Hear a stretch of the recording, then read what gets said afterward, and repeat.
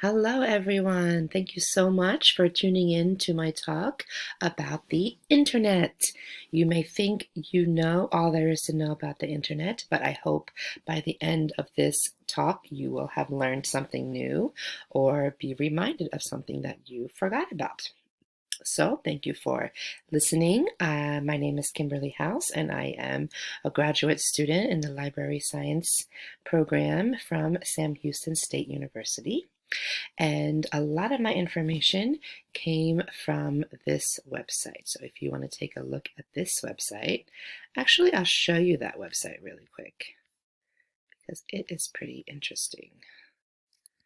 Let me just get out of there. All right, here it is. So it is from the University of South Carolina, Buford Library. And it's actually quite an old website.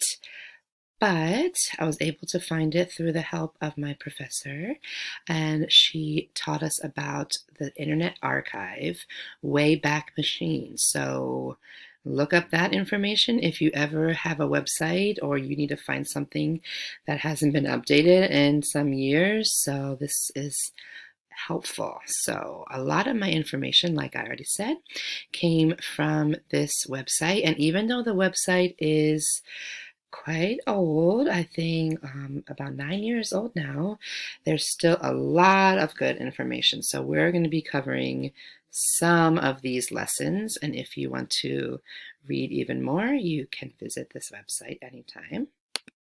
So let me get back to this. By the way, I am using Canva, which is another great tool for presentations. So let's get started. Our table of contents includes learning about search engines, subject directories, library gateways and specialized databases, evaluating web pages, creating a search strategy, and just some basic search tips, which hopefully you will find handy. Search engines, what are they? I'm sure you've heard of. Just Google it. Well, that's a search engine.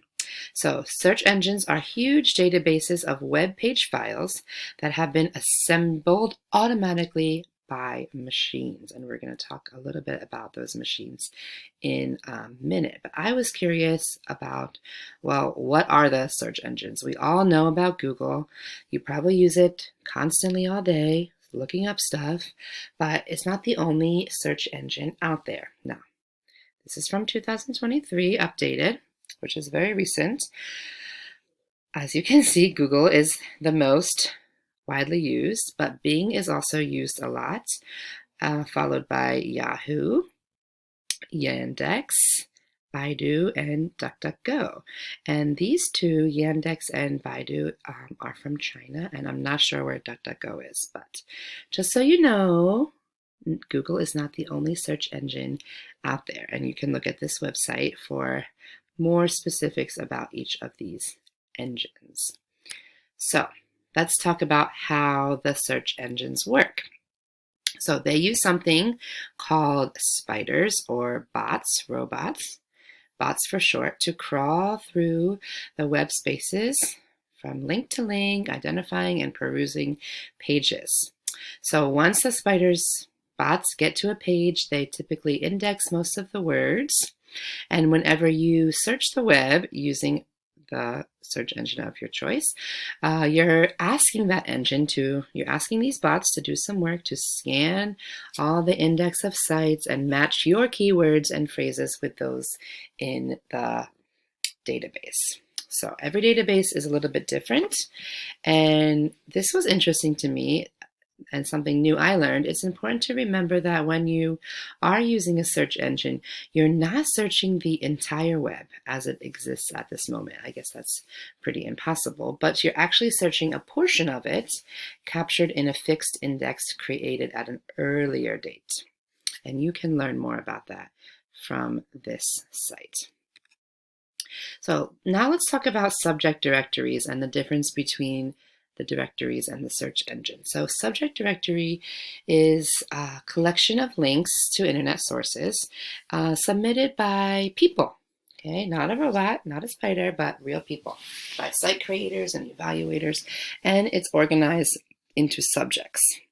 So instead of search engines being open to any search in the world, this one is categorized into different subjects. So these directories tend to be smaller, okay? And the editors typically organize them into browsable subject categories, subcategories. And when you're clicking through them, you might have several layers to go through to get to the actual web page. But that's actually the strength of this kind of search, this kind of directory. Because of the human oversight maintained in the subject directories, they have the capability of delivering higher quality. And there might be fewer results, which is sometimes helpful. So here are a few subject directories that you might want to look into. Here is LookSmart, Curly, and RefSeek reference directory. And let's take a look at LookSmart really quick. LookSmart. Everyone wants to look smart, so that sounds like a good one to go to. A little bit more about subject directories and why we should use them.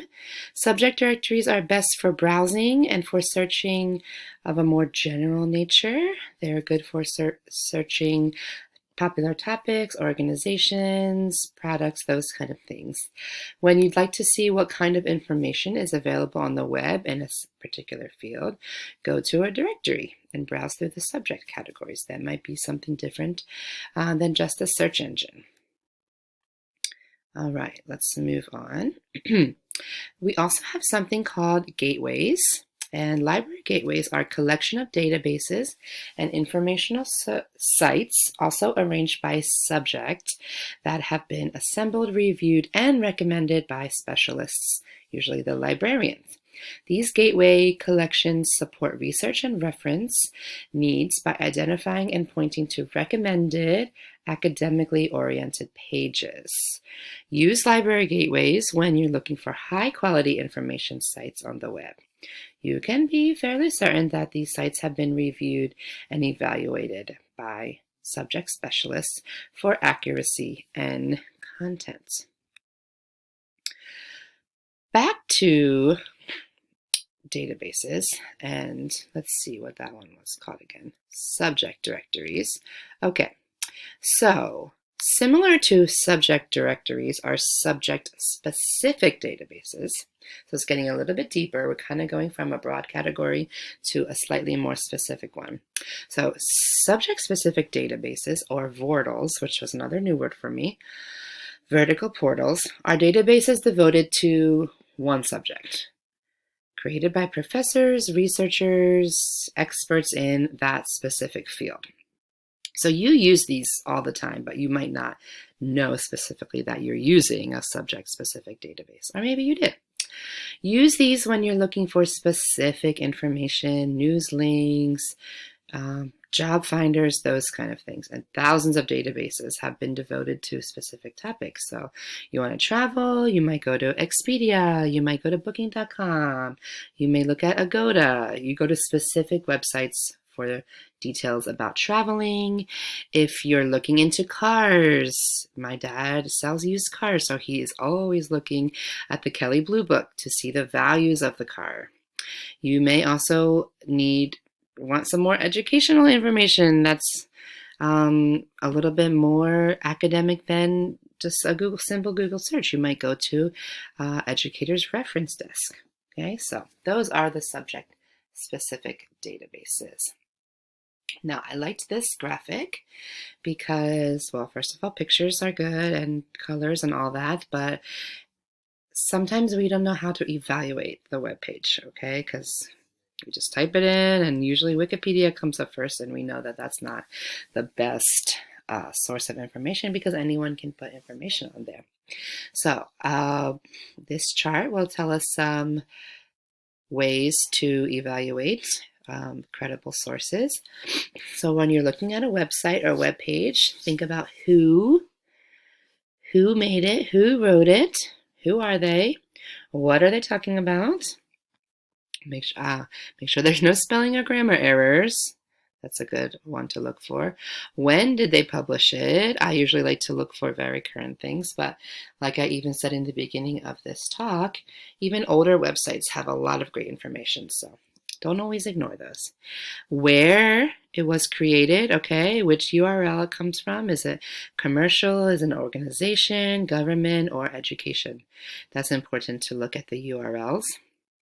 And why? Why did they write that? Are they informing, entertaining, persuading?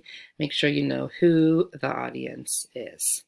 So quickly, I just want to give a few tips for when you're searching for things. Make sure you think first. What do you want to do? Do you want to just browse? Do you want to locate a specific piece of information? Do you want to find everything on the subject? So think about what you are searching for as you start. Be specific. When you're doing your keyword search, put the most important terms first in the list. Use the plus and minus sign in front of words to force their inclusion and or exclusion.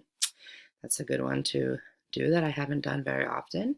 Use quotation marks around phrases to be sure that that's exactly what you want to find, if those are exactly the words you want to find in your search. And sometimes you might want to consider using a lowercase letter instead of uppercase. If you only use uppercase, it's only going to look for the proper noun instead of all those kind of words. All right. This is another graphic that might be interesting to you for using. So you can look at that for a minute, and I will have this presentation available for you to download as well if you need some more time to look at it. But as you're evaluating the websites, you're going to identify the main concepts. Okay.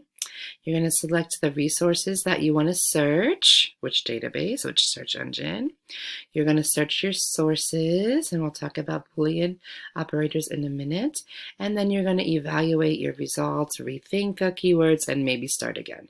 Okay, so we kind of have a cycle going on over here. All right, and the Boolean operators, which helps you with finding the information that you want to find, is using these three simple words. Okay, the words are and, or not. So if you use the word and, you're going to get both terms. You want to search for puppies and kittens, you're going to get both. If you use the phrase or, then you're going to do puppies or kittens, you're going to get all the information about puppies and kittens. And if you're going to use the word not, just one term, puppy, not kitten, then you're only going to get words with puppies in them. Okay, so I think this graphic kind of helped me understand it a bit more with the Venn diagram there. Well, that's all the time we have for today. Thank you so much for listening, for tuning in. I hope you learned something new like I did. If you have any questions, please don't hesitate to contact me. Here's my email address below, and I'll be sure to get back to you as soon as I can. Again, I hope you learned something new, something you can share with your students, something that will help you throughout your life, finding information that's important. So thank you so much for listening. I hope you have a great night, and I will talk to you later. Bye.